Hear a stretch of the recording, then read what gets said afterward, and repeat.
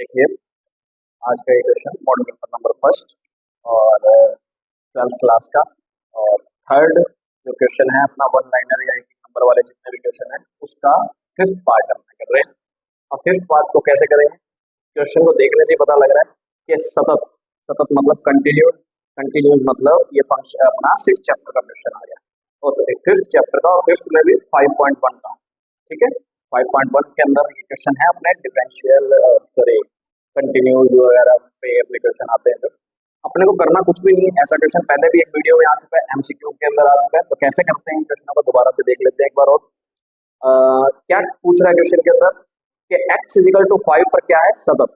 देखो, सतत होना मतलब कंटिन्यूस होना, उसके लिए क्या मतलब होता है कि left hand limit, right hand limit और फंक्शन की वैल्यू उसी पॉइंट पे तीनों आपस में इक्वल होती है।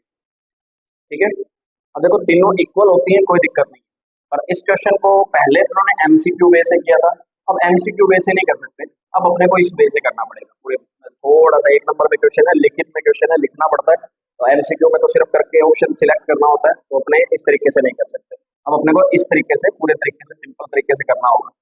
और उसके अंदर क्या होता है, left hand limit, right hand limit और फंक्शन की वैल्यू इक्वल होगी, सतत दे रखा है।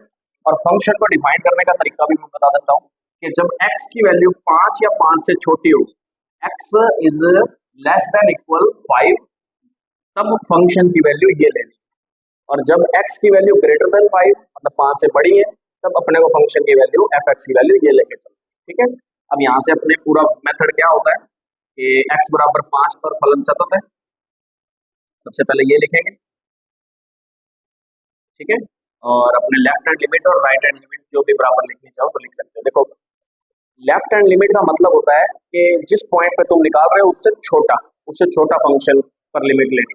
अब उससे छोटा मतलब उससे छोटे वाला ये वाला। ठीक है, और लेफ्ट हैंड लिमिट और फंक्शन 5 दोनों इक्वल ही तो है, ये तो फंक्शन है, क्योंकि इक्वल के लिए भी यही फंक्शन बनेगा और छोटे के लिए भी यही फंक्शन बनेगा, और ये हमारा ग्रेटर देन के लिए बन रहा है। तो दोनों को किसी एक को इक्वल रखना, एक इक्वेशन चाहिए, क्योंकि लैम्डा का मान चाहिए अपने को। तो अपने क्या लेके चलते हैं, यहाँ से राइट हैंड लिमिट ले चलते हैं और फंक्शन की f5 ले चलता हूँ। क्यों? क्योंकि लेफ्ट क्यों नहीं लेके चल रहा मैं, क्योंकि लेफ्ट वाला और f5 दोनों सेम ही आएंगे ना, दोनों में से कोई एक ले लो। ठीक है, तो अपने यहाँ से राइट हैंड लिमिट लेके चल रहे हैं। राइट हैंड लिमिट को निकालने का तरीका होता है लिमिट किसकी है? x की, या लिमिट लगेगी किसकी?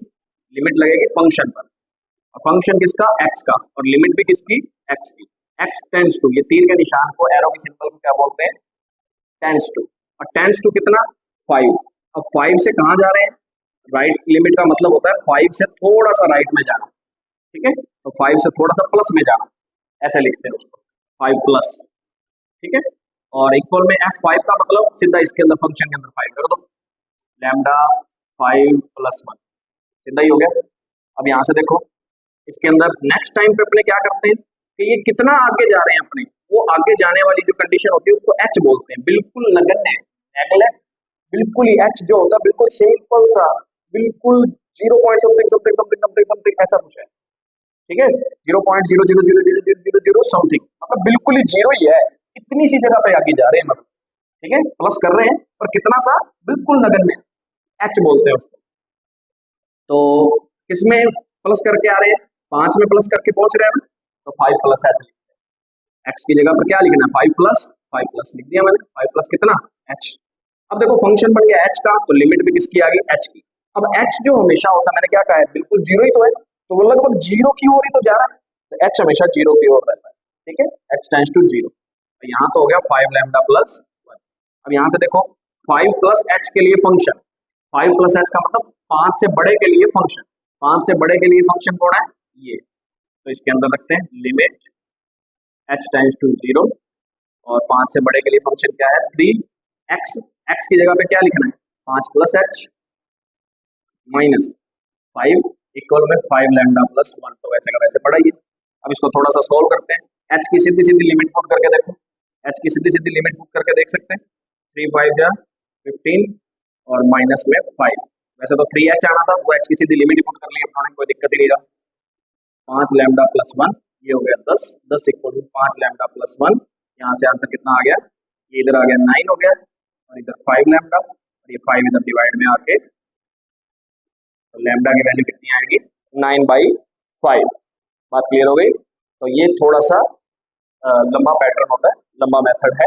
और वैसे शॉर्ट मेथड में मैंने तुम्हें बता दिया था, एमसीक्यू में यदि क्वेश्चन आता तो कैसे करवाया था कि सीधी सीधी ये वैल्यू इसके अंदर रख दो, कितना बन जाता है 5 लैम्डा प्लस 1 और यहाँ पर रख दो 3 इंटू 5 माइनस 5, ठीक है, और इन दोनों को इक्वल कर लो।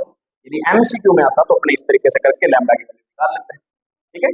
और अब अपने थोड़ा सा एक नंबर वाला है और लिखने वाला क्वेश्चन है, तो इसको इस तरीके से ही करना चाहिए, ठीक है। ओके।